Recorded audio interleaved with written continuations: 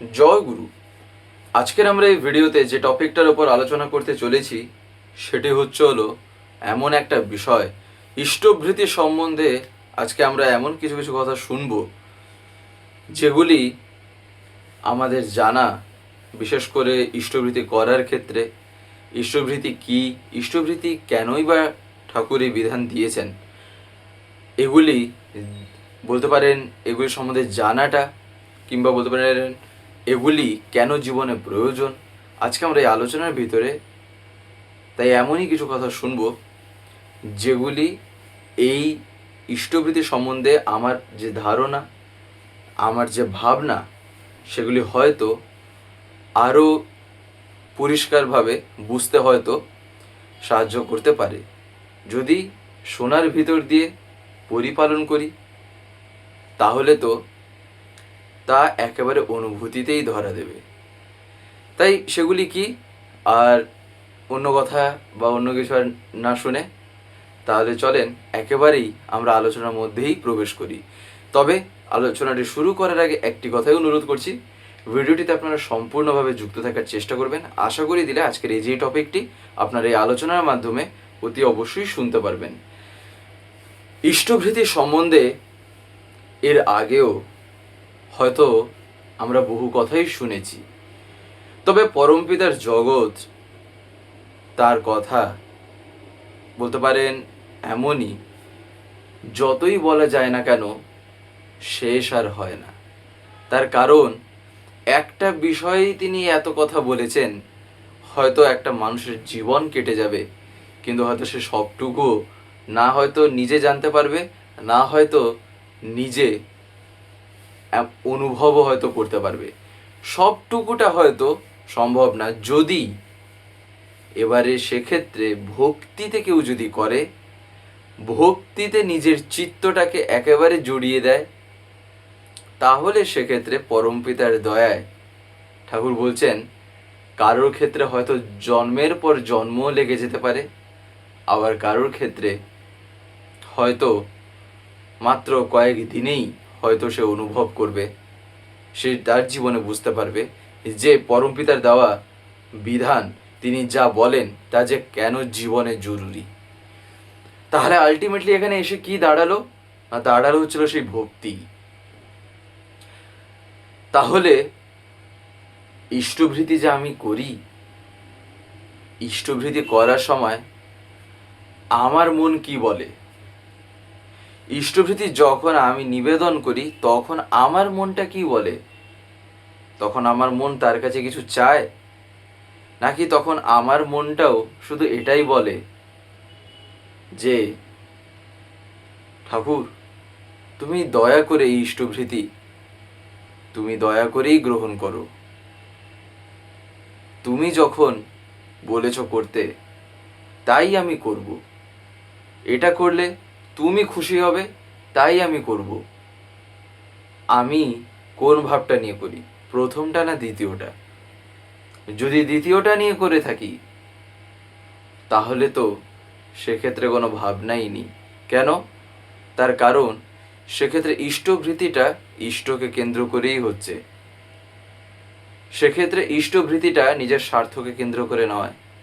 কিন্তু যদি প্রথম যেটা শুনলাম যদি সেই রকমভাবে হয়, তাহলে কিন্তু শ্রী ঠাকুর বলছেন ইষ্ট স্বার্থ আর তখন নিজের জীবনের স্বার্থ হয়ে থাকে না, তখন নিজের জীবনের বৃত্তি প্রবৃত্তির আওতায় পড়ে নিজের যে চাহিদাগুলি থাকে ইষ্টভৃতি করার ভিতর দিয়ে, তখন সেগুলির পূরণ করাই আমার জীবনের লক্ষ্য হয়ে ওঠে, যার ফলে তখন ইষ্ট গৌণ হয়ে যান।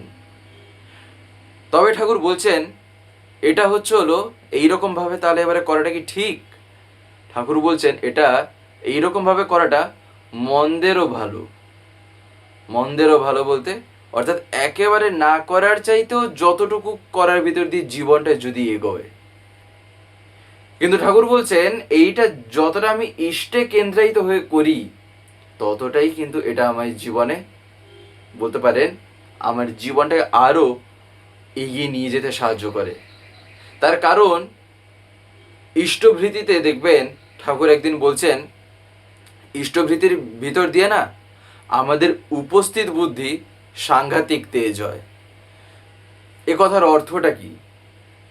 এ কথার অর্থ হচ্ছে হলো, ইষ্টভৃতি যখন আমি ইষ্টে আনত হয়ে, তাতে যখন আমি কেন্দ্রায়িত হয়ে যখন ইষ্টভৃতিটা করি, তার ফলে কি হয়, আমার মাইন্ডটা, আমার মনটা তখন এমনই একজনে ফোকাসড হয়ে থাকে যে সে তখন সর্বোপরি সব দিক দিয়ে তখন তাকেই ফলো করতে চায়।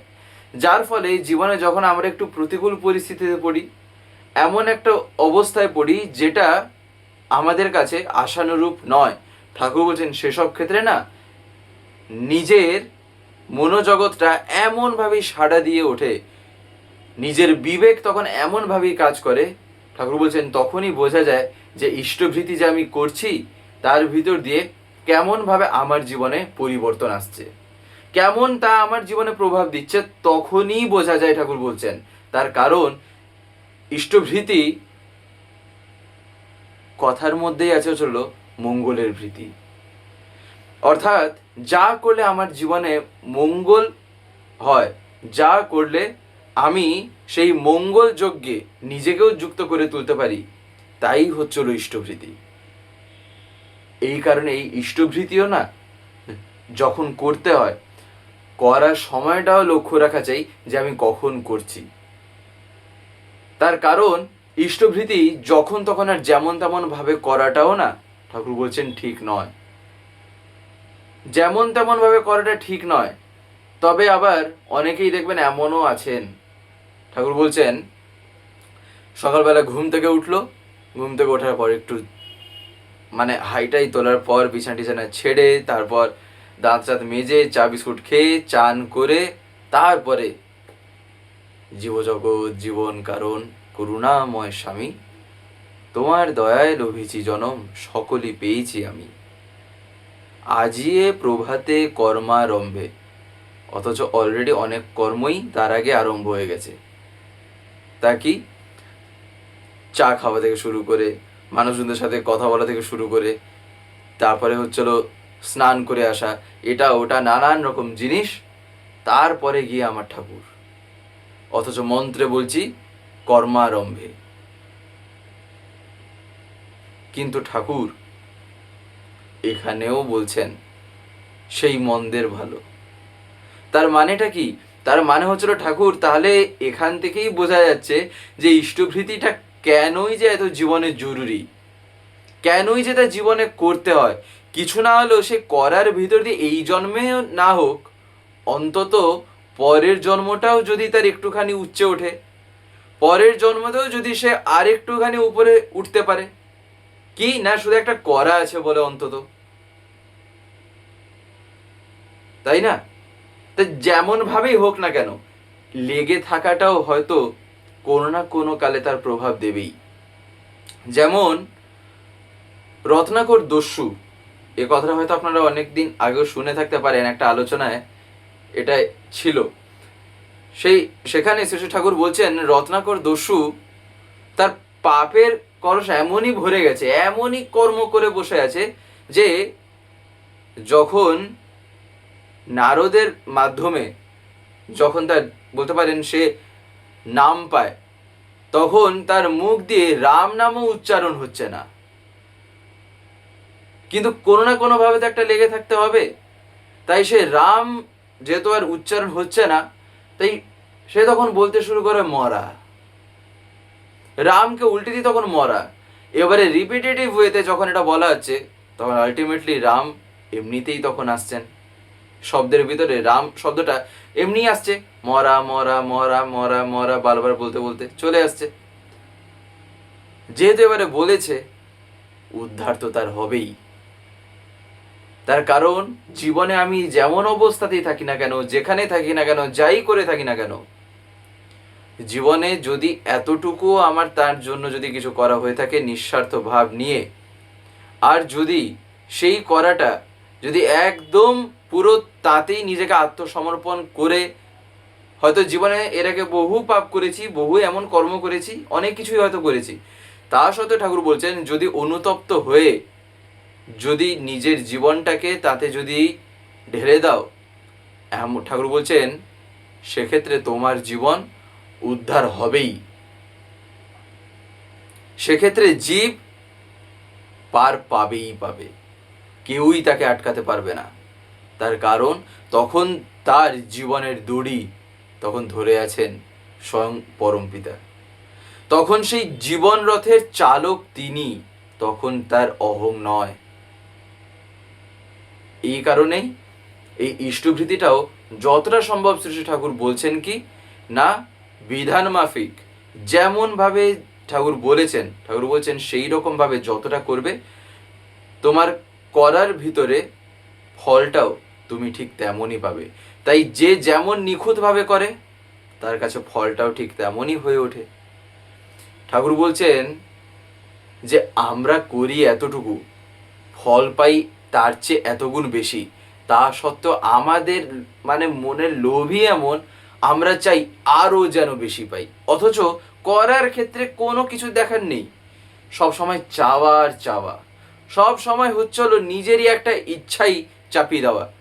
ঠাকুর বলছেন এতে তোমার জীবনে এখান থেকেই বোঝা যাচ্ছে তুমি তাহলে জীবনে যাই করছো না কেন, তোমার জীবনে সবটুকুই তোমার নিজের অহংকে, তোমার নিজের চাহিদাকে, তোমার নিজের স্বার্থকে সেক্ষেত্রে শুধু পরিপূরণ করার জন্যই।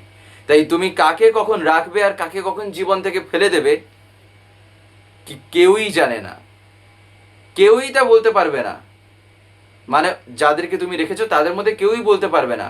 তার কারণ তুমি তাদেরকে শুধু মায়ার জালে ফেলে, তুমি তাদেরকে হয়তো তোমার মিষ্টি কথার ভিতর দিয়ে, না হয় কিছু আচরণ বা ব্যবহারের ভিতর দিয়ে তাদেরকে এমনই জড়িয়ে নিয়েছো, নিজের কাজ মিটে গেল, তোমরা এবারে ভাবো। এই কারণে ঠাকুর বলছেন, আর এই সব ক্ষেত্রে কর্মফলে যে কেমন ভয়ঙ্কর হয় সেগুলো তো আরেক। তাই এবারে দেখবেন জীবনে আমরা কে কি করে বসে আছি, কোন জন্মে কি করে আছি তার কি কোনো ঠিক আছে? এই কারণে না এই ইষ্টভৃতিও ঠাকুর একদিন বলছেন, এই ইষ্টভৃতি ভিতর দিয়ে পরমপিতা যে কেমনভাবে আমাদের জীবনে সেই কর্মফলগুলিও, সেই ধরনের কর্মফলগুলিও যে কেমনভাবে হরণ করে নেন, আমরা তার ঠাউরও পাই না। এ কথা অনেকের মুখেই, অনেক মুনি ঋষির মুখেও দেখবেন শোনা গেছে। এমন বহু বলতে পারেন যারা সন্ন্যাসীরা থাকেন কিংবা যারা সাধুরা আছেন, দেখবেন যদি আমরা একটু বিভিন্ন বই পড়ি বা আলোচনাগুলো যদি শুনি, দেখবেন জানা যাবে যে তারা যে কি বলে গেছেন। একবার তো এমনই অবস্থা হয়েছে, একবার একজন সন্ন্যাসী তার একজন শিষ্য, এই কথাটা পরম পূজ্যপাদ শ্রী আচার্যদেব একদিন বলছেন। তা সেই শিষ্য একদিন জানতে পারেন যে এইরকম অনুকূল ঠাকুর বলে একজন কেউ আছেন, তিনি ইষ্টভৃতি করেন, তিনি এবারে মানুষের কাছ থেকে এরকম টাকা সংগ্রহ করেন। সে তার আঙ্গিকে তিনি যেমনভাবে দেখেছেন তিনি সেরকমভাবে জিনিসটাকে বলছেন। তো তিনি এইরকম করে থাকেন। তিনি এবারে গেছেন তার গুরুর কাছে, অর্থাৎ সেই সন্ন্যাসীর কাছে। তিনি গিয়ে যখন তাকে বলেন যে আপনিও তো এইরকম করতে পারেন, এতে আপনাকে কত মানুষ কত কি যে উজাড় করে ঢেলে দেবে, আপনার কাছেও তখন টাকা পয়সা আসবে, আপনার মধ্যে তো এত ক্ষমতা, আপনার মধ্যে তো এত আছে। তখন তিনি তার শিষ্যের সামনে না শুধু একটাই কথা এরকম করে বলেন, তুমি কি বলছো তুমি জানো? তিনি যে ইষ্টভৃতি যে নেন, তিনি ইষ্টভৃতি গ্রহণ করার ভিতর দিয়ে যে তিনি কি গ্রহণ করেন সেটা একমাত্র তিনিই তা করতে পারেন। তিনি যা কর্মফল তিনি টানেন না, তা আমরা চিন্তাও করতে পারবো না। আমরা যদি একটাই যদি করি না, আমি যদি এখন একটাও যদি শুধু সেই কর্ম করতে বসি, আমার জীবনটাই এখন কি হবে তার ঠিক ঠিকানা নেই। তার কারণ কোনো মানুষের কর্মফল টানা না যে সে কথা না, কোনো মানুষের কর্মফল এইরকমভাবে খণ্ডন করাটাও কোনো সহজ কথা না। এই বিধান একমাত্র তিনিই দিতে পারেন, আর এই জিনিস গ্রহণ তিনিই করতে পারেন। তাই সেক্ষেত্রে নিজেকে বসানোটাও সেই রকম ভাবনাটাও হচ্ছে হলো একটা মহাপাপ। এই কারণেই ঠাকুর যে এত বিধান দিয়েছেন, ঠাকুর যে এত কথা বলেছেন, তিনি তা নিজে ব্যালেন্স করে নিতে পারেন বলেই, তিনি তার নিজে সেগুলোকে তিনি দয়া করে আমাদের জন্য তিনি তা সামাল দিতে পারেন বলেই তিনি বলেছেন। নাহলে ঠাকুর বলতেন না যে বেলা 12টার সময় যদি ঘুম থেকে উঠছো ঠিক আছে, তখনও পর্যন্ত তুমি করো, কিন্তু করো, করার অভ্যাসটুকু রাখো। করার অভ্যাসটুকু না রাখলেও তোমার জীবনে ইষ্ট বলে যে কেউ আছেন তখন আর মাথায় থাকবে না। আর এই ইষ্টভৃতি ঠাকুর বলছেন না যে দীক্ষা নিলেই জানিস মনে ইষ্টভৃতি করতেই হয়। তাহলে এবারে যদি আমি না করি, তাহলে ঠাকুর কি বলছেন? ইষ্টভৃতি বিহীন দীক্ষা কবু কিরে চেতন রয়। তাই আমি যখনই পারছি, আমি যেমন ভাবেই পারছি, ইষ্টভৃতি যেন আমি কোনো মতেই ছাড়ি না। একবার শ্রী শ্রী ঠাকুরকে কেষ্টদা একদিন জিজ্ঞাসা করছেন, ধরুন আমি রাত 3টায় উঠলাম, তখনই কি এবারে তাহলে ইষ্টভৃতি করব? শাস্ত্রে তো বলে ওই সময়ের কৃত্য পূর্বদিনের কৃত্য বলে গণ্য হবে। ওই সময় করব না সকালে করতে হবে? শ্রী ঠাকুর যখন শোনেন কেষ্টদাকে, তিনি বলছেন যার যেমন সুবিধা। শুধু 3টে শব্দ, যার যেমন সুবিধা। তার মানেটা কি? তার মানে এখানেও দেখেন ঠাকুর কতটাই যেন ছাড় দিলেন। যার যেমন সুবিধা সে সেই রকম ভাবেই করবে, কিন্তু প্রশস্ত সময় তাহলে কোনটা? কেষ্টদা যখন এবারে এই কথা জিজ্ঞাসা করেন, তখন শ্রী ঠাকুর বলেন কি না, উষা। ইষ্টভৃতি করার প্রশস্ত সময় কিন্তু হচ্ছে হলো উষাকাল। এই কারণেই দেখবেন আছে না, উষা নিশায় মন্ত্র সাধন, চলাফেরায় জপ, যথা সময় ইষ্ট নির্দেশ মূর্ত করাই তব। আর এই যে 3টের সময় উঠি, 4টের সময় উঠি, কিংবা এই যে বিভিন্ন রকম যে একটা জিজ্ঞাসা আসে, সেখানে যে ঠাকুর যে এই কথাটা বলেন যার যেমন সুবিধা, কেন? তার কারণ দেখবেন মানুষের জীবনে তার জীবনটা সব দিন একই রকম ভাবে যে কাটে তা না। মানুষের জীবনে এরকম কি অনেক রকম ফেজ আসে। সে যে ফেজগুলো যে আসে, কখন সে তার যৌবনকাল চলছে তো কখন বার্ধক্য। এবারে এটা তো অন্তত আমরা সবাই জানি যে সেই দুটো সময় তার একই রকম ভাবে তার দিন কাটছে না। তাই সেক্ষেত্রে তার ওঠাটাও হয়তো একটু এদিক ওদিক হতে পারে, তার তখন লাইফস্টাইলটাও এদিক ওদিক হতে পারে। তাই বলে কি সে যদি তখন না উঠতে পারে, তা বলে কি সে ইষ্টভৃতি করবে না? এই কারণেই শ্রী ঠাকুর বলছেন যার যেমন সুবিধা, তবে প্রশস্ত সময় হচ্ছিল কিন্তু উষা। টার্গেট ঠাকুর বলছেন সেই টাইমকেই করতে হয়। তাই ইষ্টভৃতির মধ্যে দিয়েই না ঠিক ঠিক অগ্নিহোত্র হয়, ঠাকুর বলছেন। আর এই কারণেই ঠাকুর বলেছেন যে রাতে ঘুমিয়ে যখন উঠিস, আরাধনা করে তখন ইষ্টভৃতির অর্ঘ্য দিয়ে করিস যোগ্য সংসাধন। রাতে ঘুমিয়ে আমি যখনই উঠলাম, তাই কেষ্টদা যে এখানে জিজ্ঞাসা করলেন ধরুন আমি রাত 3টায় উঠলাম, তাই ঠাকুর বললেন যে যার যেমন সুবিধা। এবারে দেখা গেল আমি তাই বলে এমনটা আবার না করে বসি যে যেদিনই ইষ্টভৃতি করছি তার পরের দিনের জন্য তার আগের দিন থেকেই আমি অলরেডি করে রেখে দিলাম। ঠাকুর কিন্তু তাই বলে আবার এটাও বলেননি। যার যেমন সুবিধা বলতে ঠাকুর এই জিনিস কিন্তু তাই বলে বলেননি। এটাও যেন আমাদের মাথায় থাকে, তার কারণ আমাদের মাথায় তো নানান রকম সব কথা আসে।